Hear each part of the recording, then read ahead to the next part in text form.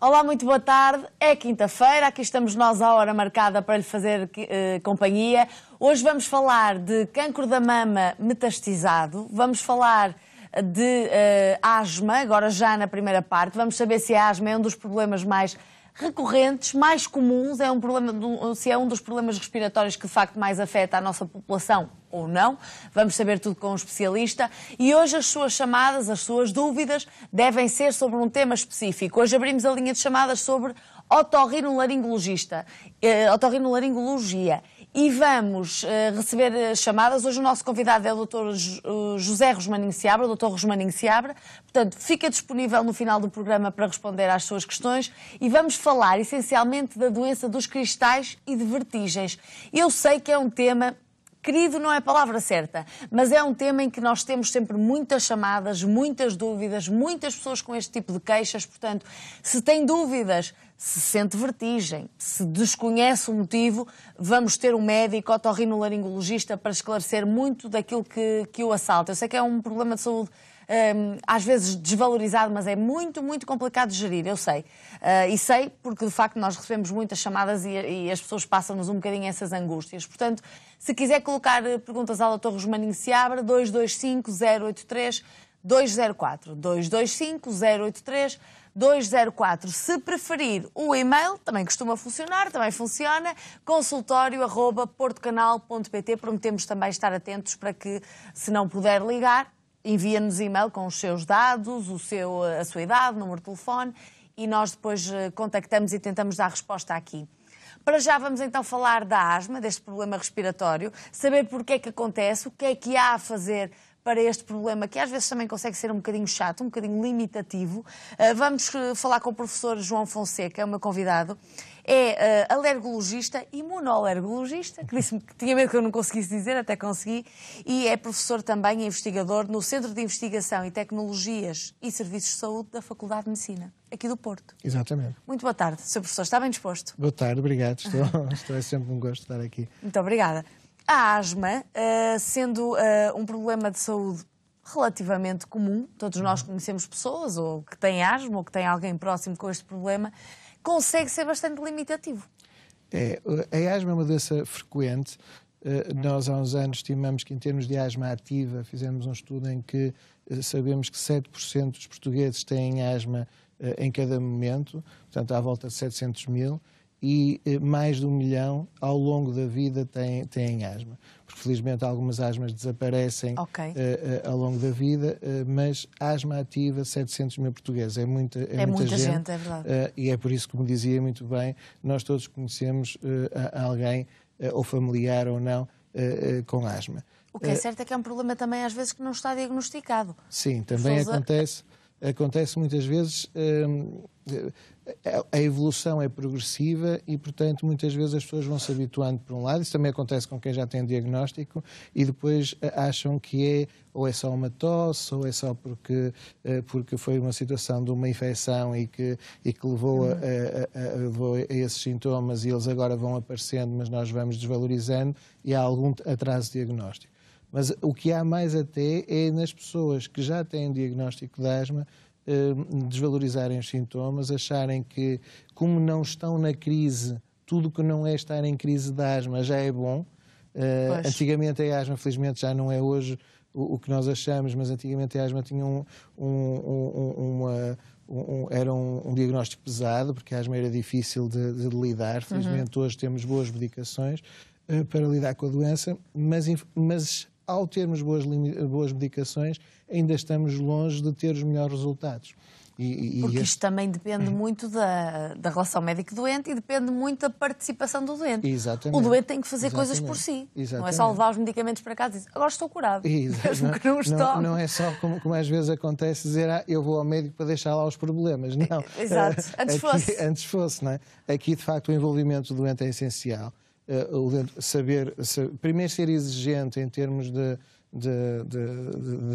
não aceitar, não poder rir, não poder subir umas escadas. Já agora, a propósito de subir as escadas, esta semana foi a minha consulta a uma jovem de 15, 16 anos e o pai e que já era a terceira ou quarta vez que iam lá, dizem, estamos muito melhor, ela já não tem crises, ela estava a dizer, eu agora nesta semana nem acordei durante a noite com asma. Portanto, havia uma certa satisfação e já uma melhoria de qualidade de vida em termos de crises também. Mas depois, então, e correr? Correr não, correr fica abafo logo mas pronto, mas se calhar eu assim a brincar, se calhar também não és um bocadinho preguiçosa e tal, e subir escadas. E o pai vira, subir escadas é que é, nós quando subimos as escadas do Estádio de Dragão, ela tem que sempre parar. E eu disse, isso é que não pode ser. Pois, porque realmente... lá está, estava super melhor, mas as pessoas habituam-se a viver mal. Habituam-se que tem que parar a meio das escadas. E não podem ter, porque porque nós temos a asma é uma espécie de uma pirâmide em termos de gravidade, ou seja, a escada do Estádio de Dragão, agora fiquei a pensar, doutor, aquilo ainda é longo. Ainda sobe, é verdade, mas se calhar também tenho alguém que parar. de 15 ou 16 anos, não é? Pois, exato. Sim, já não tem 32. Não é? Sim, e que faz algum exercício. Estou a brincar, sim.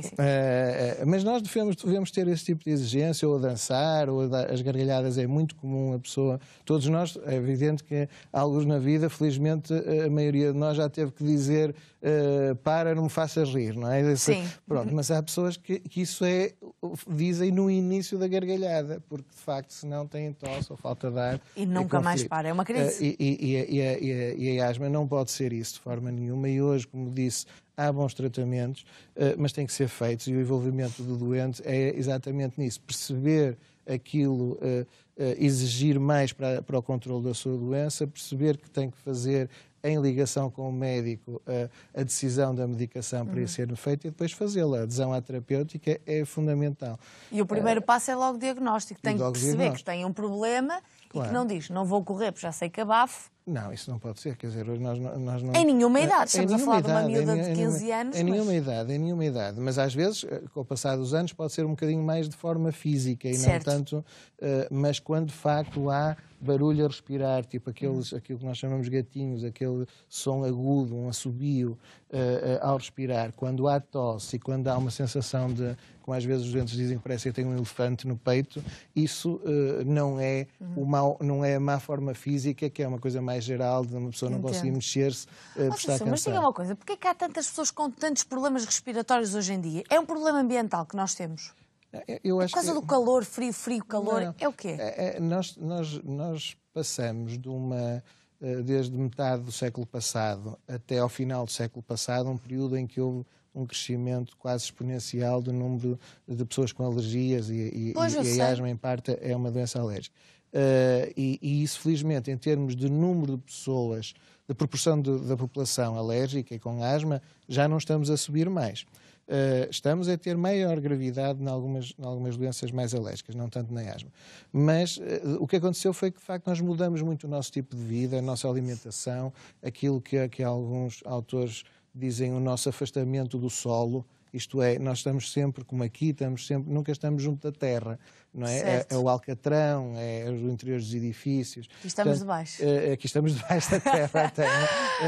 Mas se calhar é menos mal. Ou seja, digamos, afastamento do que é natural, além da poluição, etc., poluição fora de casa, poluição dentro de casa, tudo isso são fatores, alterações alimentares, alteração do exercício, ventilação dos nossos edifícios, tudo isso se parecem ter aumentado. Pode alimentar a asma. Exatamente. A asma e outros problemas respiratórios. Outros problemas respiratórios. Alergias. Alergias, a parte nasal, etc. Mas isso essa questão de... se a pessoa já tem asma, não é agora tenho asma, paciência, tenho que sofrer ou fujo disto ou daquilo. Não, temos que ser, como eu dizia há bocadinho, exigentes.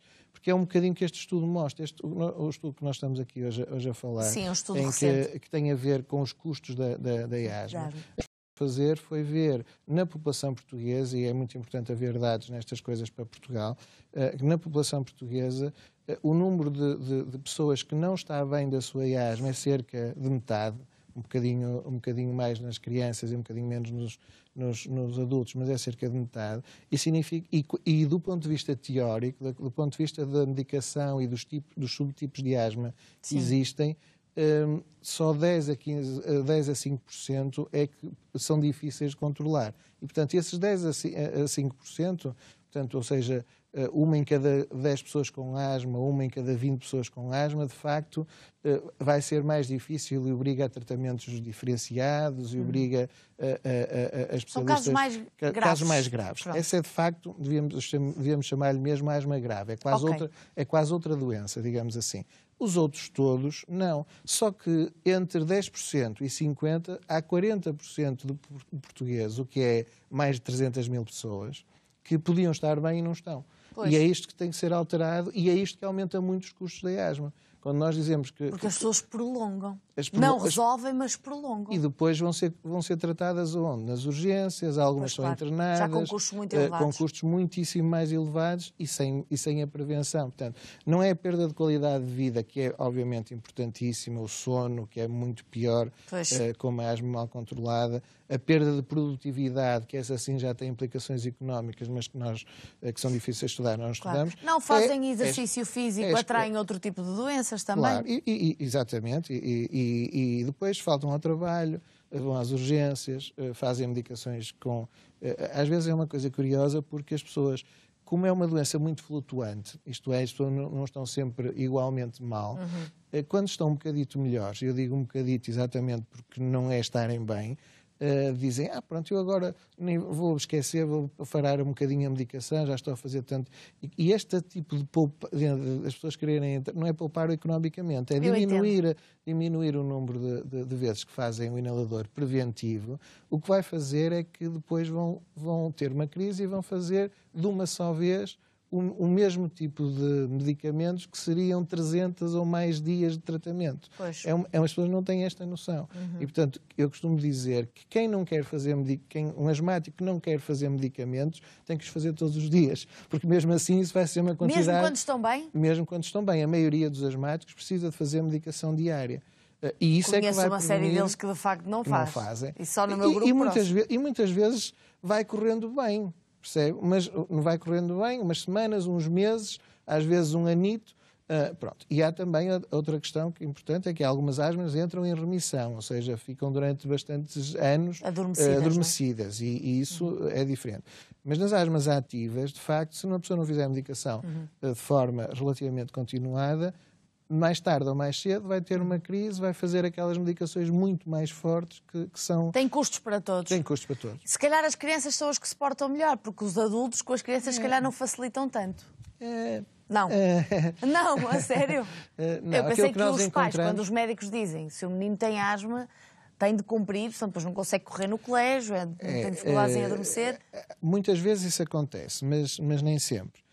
E nós aqui aquilo que encontramos é que a asma também da criança é mais lábil, ou seja, tem mais crise, anda mais para cima e para baixo. E, portanto, o que nós encontramos foi que, por exemplo, um número incrível português que nós temos é que até aos 17 anos, 1/3 das crianças com asma passaram uma ou mais noites num hospital por causa da sua asma. Pois, isso é uma barbaridade. É mesmo uma barbaridade.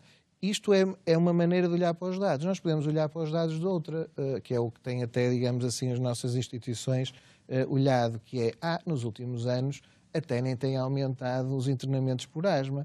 As mortes por asma têm diminuído. Pronto, está tudo bem. Mas não está.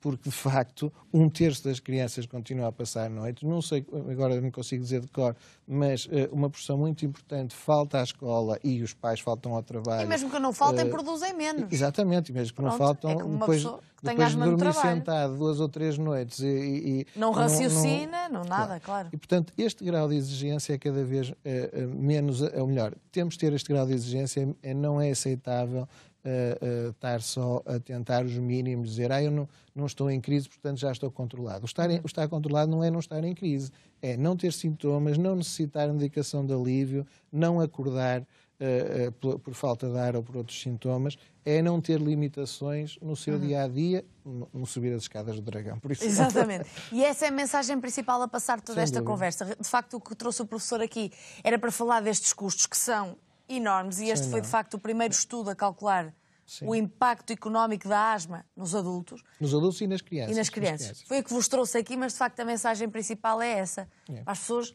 não desistirem delas próprias. Claro. No fundo. Sem dúvida. E serem exigentes e saberem que podem estar bem e depende, como dissem muito bem, muito delas por estarem atentas durante o seu dia-a-dia a fazer a medicação, a terem os cuidados que devem ter, a terem algum seguimento e depois também a exigirem aos seus médicos e aos outros profissionais de saúde que de facto não dizem, pronto, não está em crise, está tudo bem. Não está, e é isso tem custos económicos, claramente, e tem custos pessoais em termos de qualidade de vida. Muito bem. Professor João Fonseca, já passou o nosso tempo. Tínhamos tanta coisa ainda para falar, mas a mensagem principal ficou. Obrigada por ter vindo ao consultório.